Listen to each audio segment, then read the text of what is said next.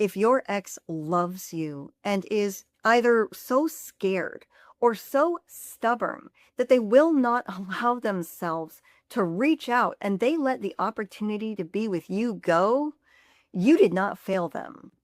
They failed themselves. I know you think that you want your avoidant ex back more than anything right now. There's a reason you clicked on this thumbnail. And while it might feel good to get them back right now, in the big picture, in the future of a long-term relationship with this person, you're setting yourself up to have a bad time because this avoidant person will fail you time after time after time.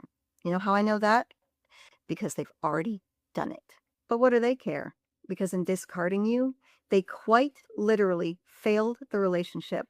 But instead of failing them, you keep giving them excuses and giving them a pass. Worst case scenario, you keep doing all the things that these scammy get your ex back videos tell you to do. Like writing someone who rejected you a letter that just fawns all over them, or every time you see them, you always want to look your best, but not for you. It's just in case they regret not being able to have access to all your goodies anymore. And oh Lord, don't even get me started on keeping yourself available to them every time they feel like they want to be friends with benefits. And then after the act is over, they go right back to ignoring you the next day. People take all of this ridiculous advice and then they get frustrated because their ex isn't coming back to them in any substantial way. And they think, I'm failing to get my ex back.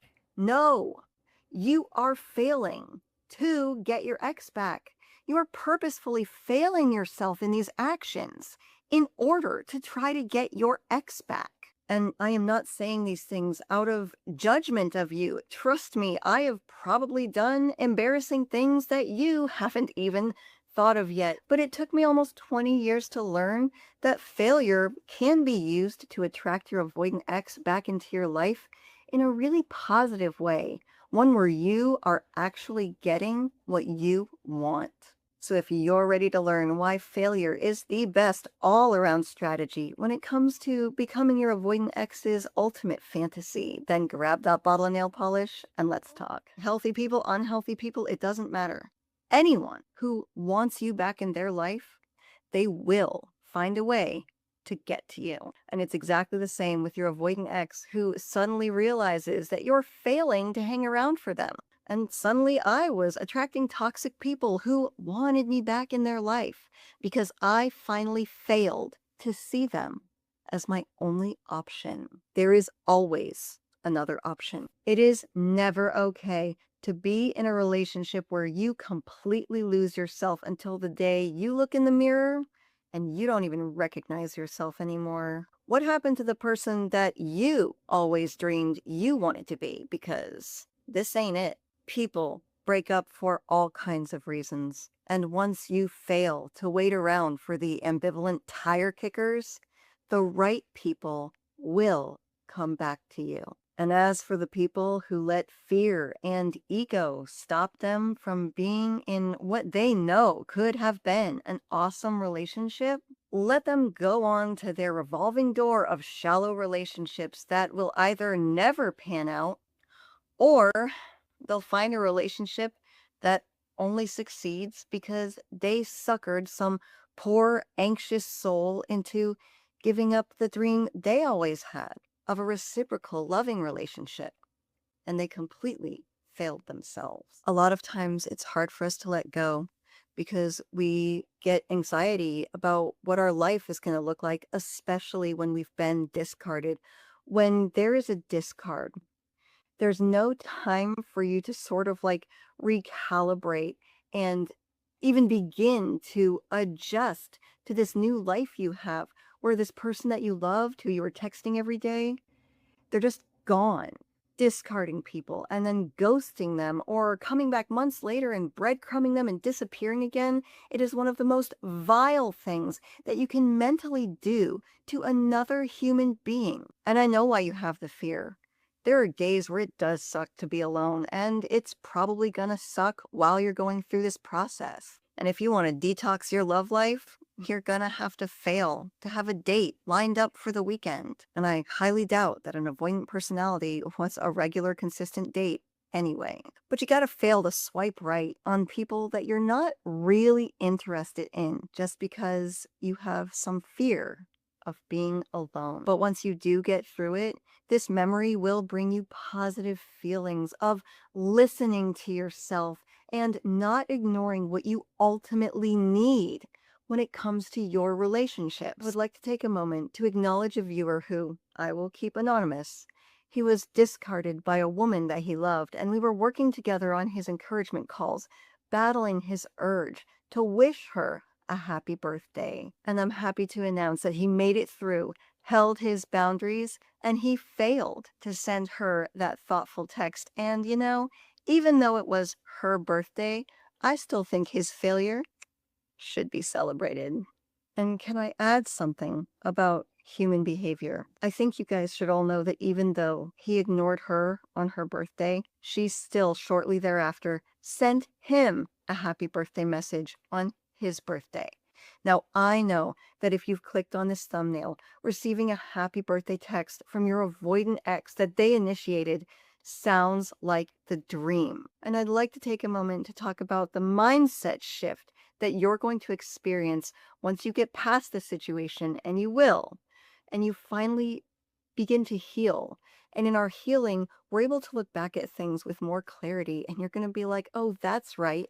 Getting a text from someone who ditched me on my birthday, that was never the dream. Your dream was someone that you loved, who was wishing you a happy birthday to your face across from a dinner table at a restaurant because they were excited to spend that special day with you. We get so messed up in being discarded, and it screws up our minds so badly that we feel like little breadcrumbs, like someone reaching out and wishing you a happy birthday over a text message is the greatest thing that could ever happen to you.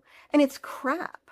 It's nothing. It is almost the lowest amount of effort that anyone could put in when it comes to expending energy on you. And you deserve more than that. So unless they meet with you or call you or email you with something a little more substantial, they can take their crummy happy birthday text and pack sand. Because at some point, it will really smack you in the face that someone who would ditch you, discard you in such a cold and heartless manner, for them to try to stay in your peripheral vision and send you breadcrumbing texts like happy birthday with no other effort behind it. It's not the dream. In fact, it's pretty selfish on their part. It's selfish of them to try to stay in your peripheral vision because maybe they made a hasty decision that they aren't sure about. People who dump you and continue to reach out for you aren't doing you any favors. It's actually pretty mean. But this is what avoidant people do, who get anxious when they think that they don't have control over you anymore. You want to become your avoidant ex's fantasy? Easy. Because trust me, in true avoidant form, even if they're in another relationship, at some point, they're going to go back and take a peek at your social media page. Ooh, and boy, they can just eat their heart out at the sight of your happy life because you failed to give a crap about what they think anymore. Now, you have no choice but to become their ultimate fantasy because they're never going to touch you ever again.